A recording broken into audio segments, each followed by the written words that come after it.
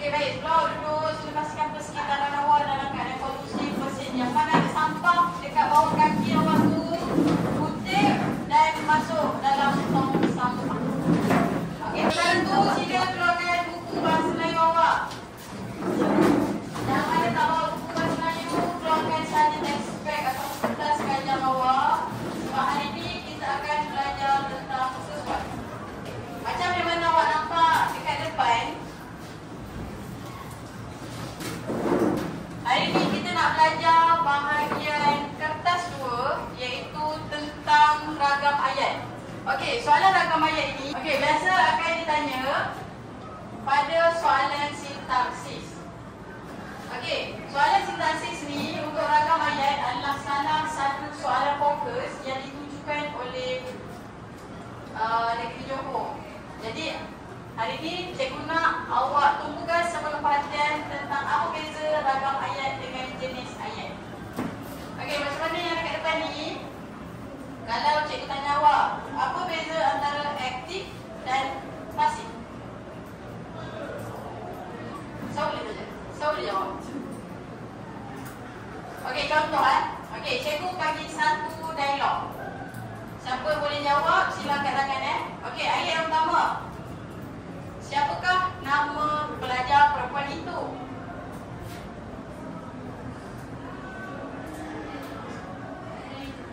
Ayat aktif.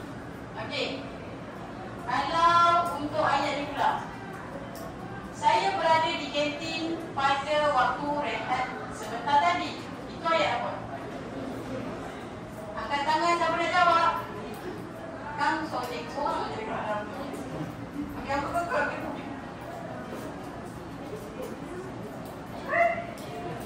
Ayat apa? Ayat aktif. Okey. Untuk jenis yang ketiga pula. Ali menyepak bola itu di padang. Ali menyepak bola itu di padang.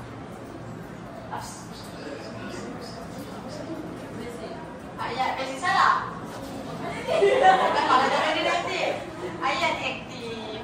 Dan yang seterusnya, jadi saya harap awak nampaklah perbezaan dia. Surat itu diterima oleh Sabrina. Ayat basic. Semula. Okey. Jadi siapa boleh beritahu cikgu? Cikgu nak tanya Alia, Alia Sofia. Okey, Alia Sofia bangun. Okey, Alia Sofia, apa beza antara ayat aktif dengan ayat pasif?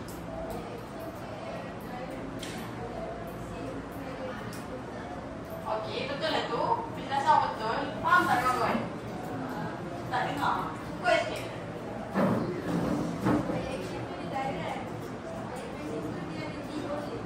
Okey. Ayat aktif senang faham, dia cakap ayat terus. Ayat penyata. Kalau ayat pasif pula, dia ada menggunakan input anti oli. Kasi cikgu dah turun dengan belang. Okey.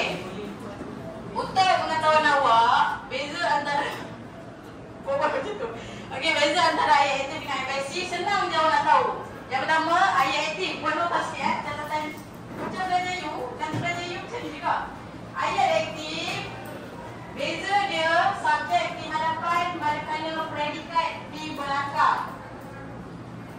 Awak tulis je S tambah P. Manakala ayat pasif pula predikat tambah subjek.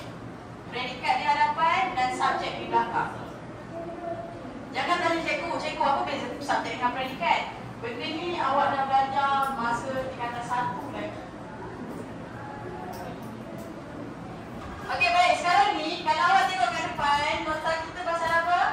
Ragam ayat. Tapi cikgu nak tanya awak, apa beza antara ragam ayat dengan jenis ayat? Siapa boleh bagi tahu? Siapa boleh beritahu? Cikgu akan bagi topik ke awak. Cepat. Siapa sukarela? Siapa? Apa beza ragam ayat dan jenis ayat? Siapa nak jawab?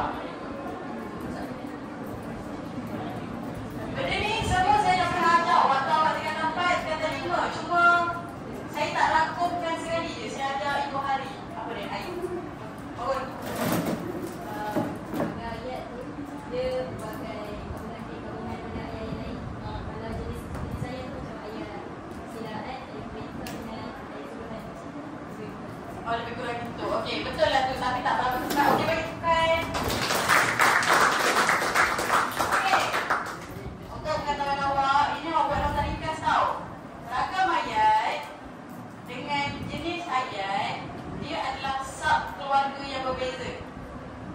Okey, macam cikgu cakap tadi, ragam ayat terdiri daripada ayat aktif, yang kedua ayat pasif, yang ketiga ayat susunan biasa, dan ayat susunan songsam. Cikgu tanya awak, kita masih lagi berada di dalam ragam ayat. Kalau cikgu tanya awak, kalau ayat aktif, dia susunan biasa ke susunan songsam? Pandai, biasa. Kalau ayat pasif, susunan apa? Songsam, pandai. Sebab apa songsam? Kenapa dia terbalik? Pandai. Sebab bracket di hadapan, manakala subjek di belakang. Okey.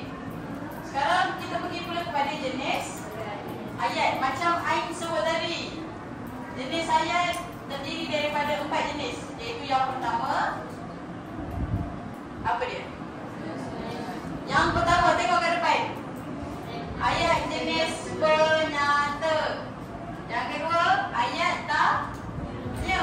Yang ketiga, ayat perintah. Dan yang keempat, ayat seruan. Betul tak benda ni awak dah belajar sebenarnya? Tapi kenapa bila cikgu tanya awak ternanti-nanti jawapan yang tak pasti?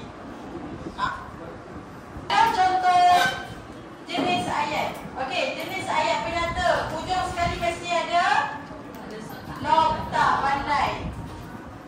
Okey, contoh ayat yang paling ringkas sekali cikgu bagi. Dia sedang belajar. Boleh tak saya siapa bagi cikgu satu contoh ayat penyata yang lain? Syarifudin Nasir. Syarifudin. Jom ini nama dia. Syarifudin. Cuba bagi cikgu satu contoh ayat penyata.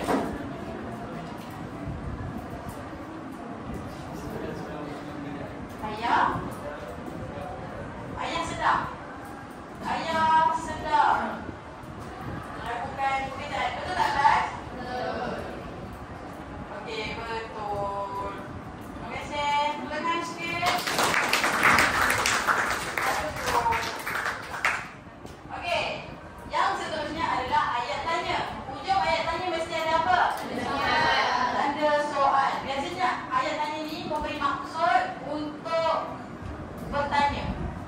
Okey. Contoh, di manakah rumahnya? Okey, dia ada dua pilihan cara tulisan, sama ada di manakah di hadapan ataupun di mana ada dekat belakang. Dia mesti ada bersama dengan tanda soal. Okey, baik. Siapa boleh bagi tahu cikgu apa lagi jenis kata tanya yang awak tahu? Angkat tangan. Cikgu nak jenis dia, jenis depan dia. Okey, yang pertama di manakah? Yang kedua? Okey, siapakah? Bagaimanakah?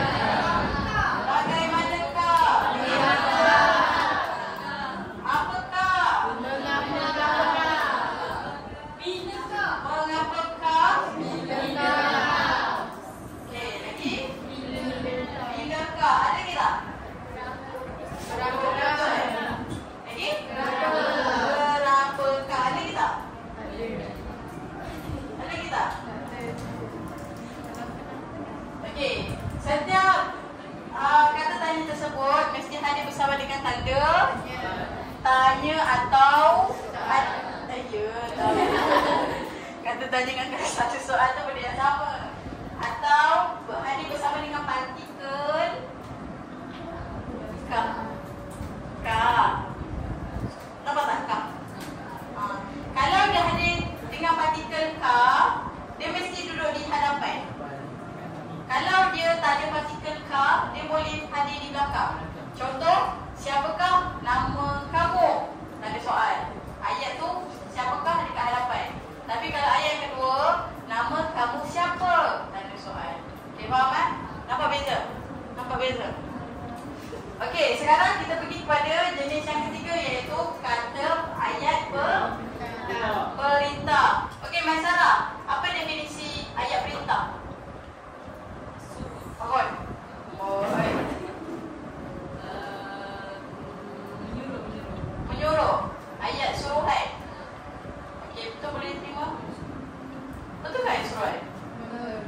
tak? Perintah ayat suruh. Suruhan. Kalau permintaan tolong. Betul. Ayat suruhan ya betul. Ayat suruhan ada ayat suruhan. Betul. Biasanya betul ke cikgu? Okey, ayat perintah dia macam dia sama maksudnya lebih kurang sebenarnya. Tapi dia ada jenis-jenis ayat berbeza. Tapi kalau jadi soalan-soalan macam mengelirukan tu takkan keluar pun. Jadi untuk ayat perintah dia akan dia adalah soal ayat yang meminta awak buat sesuatu. Contoh ayat dia tolong tutup pintu. Okey, Fatimah. Oh, Fatimah. Cuba bagi kepada cikgu satu contoh ayat perintah yang lain yang awak tahu. Cuba fikir apa sinonim perkataan tolong. Sama.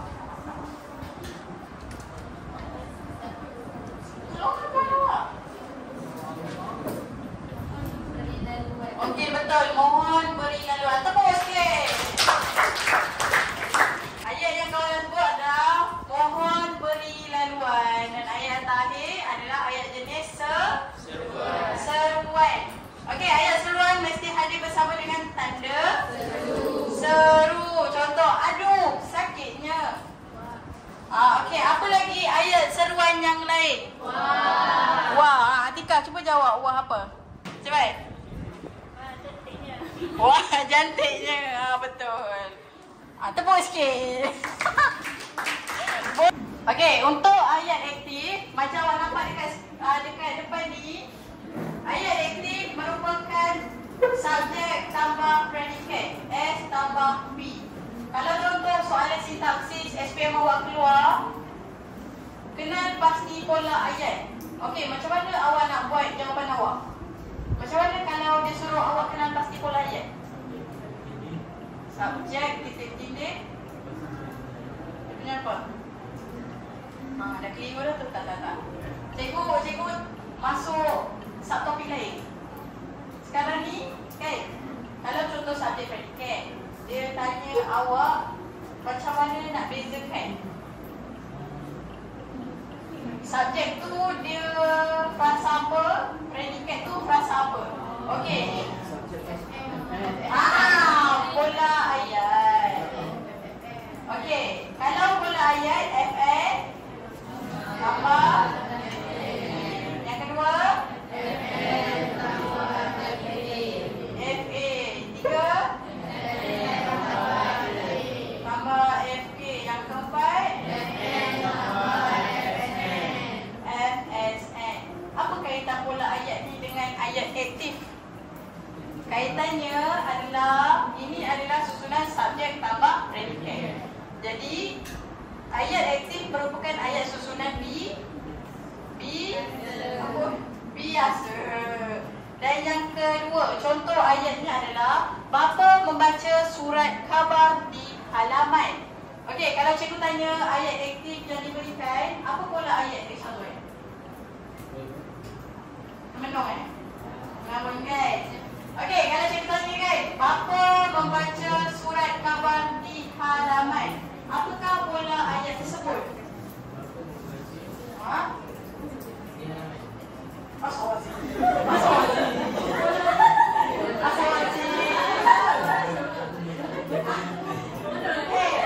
Jalan. Tolong benar cikgu. FN, FNMA, FNMK, FN tambah FNN. Sekarang ni cikgu tanya, wah, bapa membaca surat khabar di halaman, dia yang mana satu? FNMK, betul? Betul. Anak-anak cuba bagi cikgu satu contoh ayat aktif. Bangun. Bagi cikgu satu contoh ayat aktif. Buat ayat yang ringkas je tak apa, tak ada masalah. Faiz? Okey, betul. Faiz sedang makan. Apa pola ayat Faiz sedang makan? Okey, FN tambah FK, betul, duduk. Ayat aktif ada soalan? Faham? Baguslah, alhamdulillah. Sekarang ni kita akan pergi kepada ayat pasif pula. Ayat pasif ni cikgu sebenarnya buat dekat PowerPoint, tapi bila dekat PowerPoint cikgu tak boleh export dekat free work ni. Jadi awak terpaksa besarkan mata awak. Okey, pasif ada berapa jenis? Berapa? 3. Yang pertama apa? Ayat pasif apa? Kenapa ada jawab? Ayat pasif yang pertama apa? Okey, ayat pasif yang pertama adalah ayat tulis tulis. Ayat pasif yang pertama adalah ayat pasif kata ganti nama diri pertama. Awak buat ringkasan je KGND1. Okey, apa contoh kata ganti nama diri yang pertama? Saya lagi? Aku lagi? Siapa? Better lagi? Awak? Batik lagi? Kita lagi? Kami pandai. Okey, apa yang membezakan kata ganti nama diri pertama, kedua dengan ketiga adalah jenis kata ganti nama tersebutlah. Okey, baik. Okey, contoh ayat dekat depan ni. Saya bagi ayat aktif Saya nak minta awak pasifkan. Saya menendang bola itu. Macam mana kita nak pasifkan ayat kata ganti nama diri pertama? Bola itu ditendang. Bola itu saya tendang. Okey, dia ada 2 pilihan. Awak tak ingat? Nampak sangat awak tak ingat. Okey, satu lagi perkara yang awak kena tahu.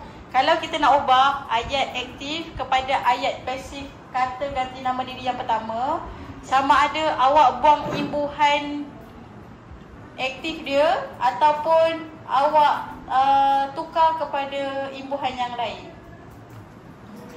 Dekat ayat pasif kata nama diri pertama dengan kedua, awak tak boleh tambah imbuhan di oleh. Di oleh cuma letak dekat pasif yang keberapa? 3, pandai. Okey, jadi untuk ayat saya menendang bola itu, kita tukar jadi pasif jadi bola itu saya tendang. Awak nampak tak kita gugurkan imbuhan me tu? Nampak? Baguslah kalau nampak. Okey.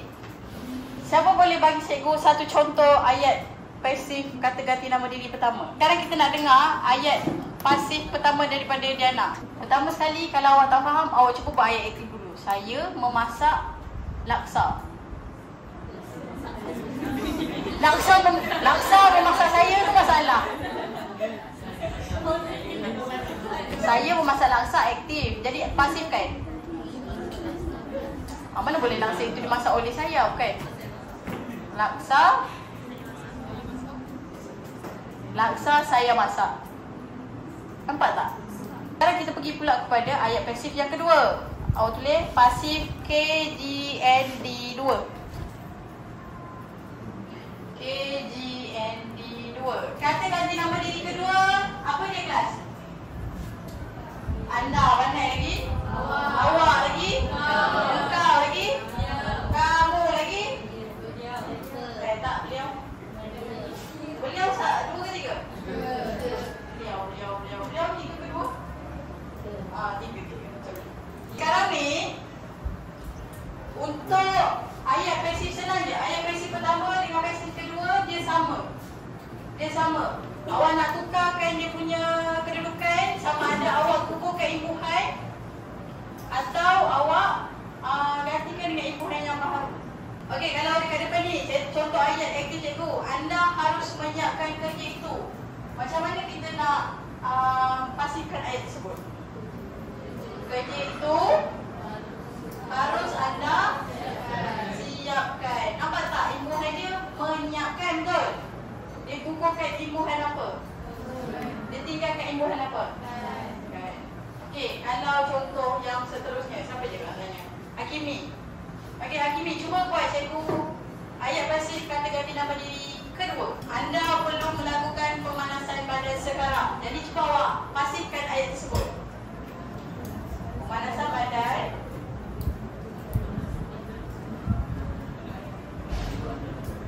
Okey, perlu anda lakukan? Sekarang. Okey, betul. Okey, faham? Ada soalan? Saya tak tahu lah yang sini mesti menung dia macam ni. Faham tak? Ada tak? Okey. Ini adalah yang paling mustahak. Sebab biasanya soalan akan keluar sini lah. Ayat pasif kata ganti nama diri ketiga. Apa contoh kata ganti nama diri ketiga? Mereka, beliau, baginda, sekalian. Ya. Kalau contoh. Baik, kalau contoh ayat aktif yang cikgu akan berikan adalah pengetua menyampaikan ucapan itu. Ayat pasif dia jadi apa? Okey, dekat ayat pasif kata ganti nama diri ketiga, kita boleh tambah imbuhan di dan oleh. Di kata kerja ada bersama dengan oleh. Okey, cikgu ulang balik ya. Pengetua menyampaikan ucapan itu. Jadi jawapannya apa? Pandai. Ucapan itu disampaikan oleh pengetua. Okey, sekarang amal. Cuba amal bagi cikgu satu contoh. Kata ayat pasif kata ganti nama diri ketiga. Baginda memerintahkan. Salah. Awak nak buat ayat aktif dulu ke terus pasif? Aktif lah, ikutlah. Okey, cikgu salingkan. Baginda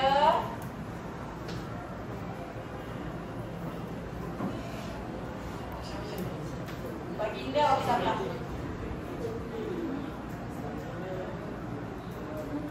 Baginda memerintahkan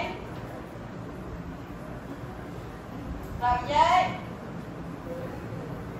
untuk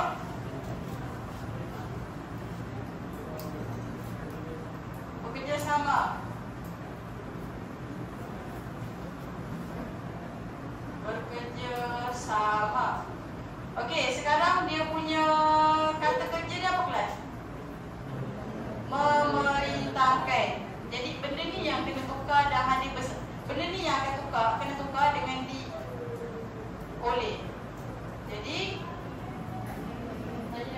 rakyat. Okey, amak. Cuba kita dengar amak dulu. Rakyat kan oleh untuk bersama betul. Okey, pandai betul.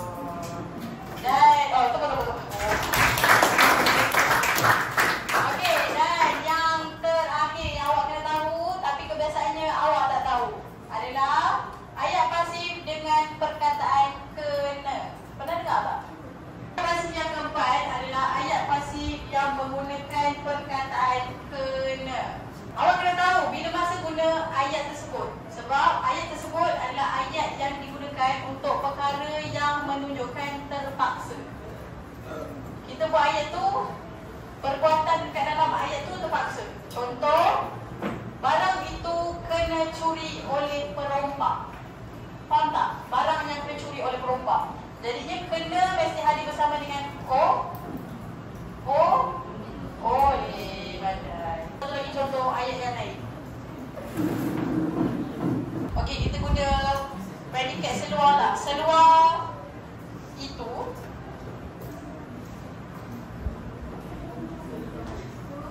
itu naik lah. Kreatif. Kena dengar ayat cakap kena gunting oleh adiknya. So, ada apa-apa soalan tak? Okey, kalau kita guna ayat pasif perkataan kena dengan oleh, ayat tu menunjukkan ayat terapa? Terpaksa. Sekarang ni ada apa-apa soalan tak? Okey, sekarang ni kita akan pergi kepada aktiviti latihan secara berkumpulan. Jadi, apa yang cikgu nak awak buat adalah perkara yang pertama cikgu nak awak buat adalah awak semua dah bergerak dekat dalam kumpulan, betul? Okey, serta ahli kumpulan ada berapa orang? 4. Okey, pandai. Okey, jadi cikgu nak awak pilih seorang ketua untuk ke hadapan mengambil undi bagi setiap soalan. Petikan tersebut ada nombor. Jadi nombor tersebut merangkumi angka giliran awak untuk bentang di hadapan. Faham? Faham tak? Sekarang ni cikgu nak wakil setiap kumpulan untuk ke hadapan bagi mengambil undi.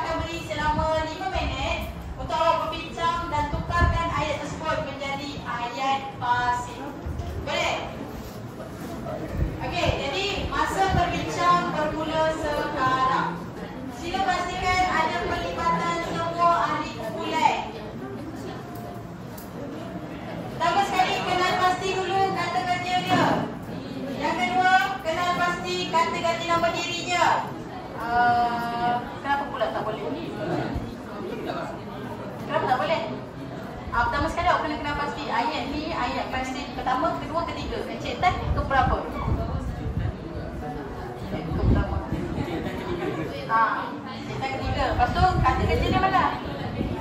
Menjalankan tu memperbaiki.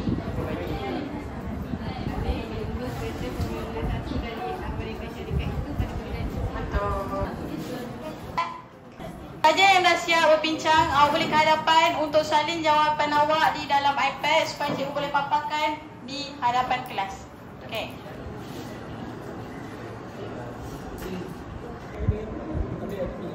Semua kumpulan dah selesai untuk menulis di hadapan. Jadi, kumpulan yang pertama sila ke hadapan untuk awak bacakan jawapan dan semakan kepada satu kelas. Sedang dijalankan oleh Encik Tan. Betul tak? Okey, tapi ada satu kesalahan yang rakan awak telah buat. Apa dia? Apa kesalahan? Dia kesalahan paling umum. Nokta. Betul, nokta. Okey, yang kedua. Okey, ayat ni betul tapi tertinggal Nokta. nokta. Okey, yang kedua. Tikus yang sangat besar ditangkap oleh kucing dan tanduk. Okey, ini betul tak? Betul. Kumpulan yang kedua pula. 1, 2, 3. Negeri-negeri di pantai barat semenanjung Malaysia dihubungkan oleh Raya Utara Selatan. Okey, betul tak? Apa kesalahan utama yang awak buat? Ada nokta. Okey, ini betul. Ingatlah. Okey, soalan yang seterusnya pula. Kejuaraan. Kejuaraan tersebut dimenangi oleh pelumba kereta Formula 1 dan yang Malaysia Syarikat pada pagi tadi. Okey, betul ke tak? Betul. Duduk. Digunakan oleh pelatih jururawat ketika bertugas di hospital. Sama dengan plastik digunakan oleh pelatih jururawat ketika bertugas. Betul salah? Betul. Okey, yang keempat pula. Apa dia? Bunga itu patut dibagi oleh kalian pada sebelah petang nanti. Betul ke salah, guys? Betul. Yang kedua? Segala permintaan Tuan Hamba akan kita perkenakan jika Tuan Hamba berkata senang. Okey, betul. Cuba buat bagi tadi. Okey, ada salah tak? Tak ada. Motor 3 Simadang Melaka sedang dijalankan oleh Encik Tan. Ada ke tak ada? Tak ada. Dia termasuk. Lagi? Nokta. Okey, sekarang kita pergi kepada. Okey, ayat dia betul. Cuma dia kesalahan tata bahasa je. Okey, yang seterusnya.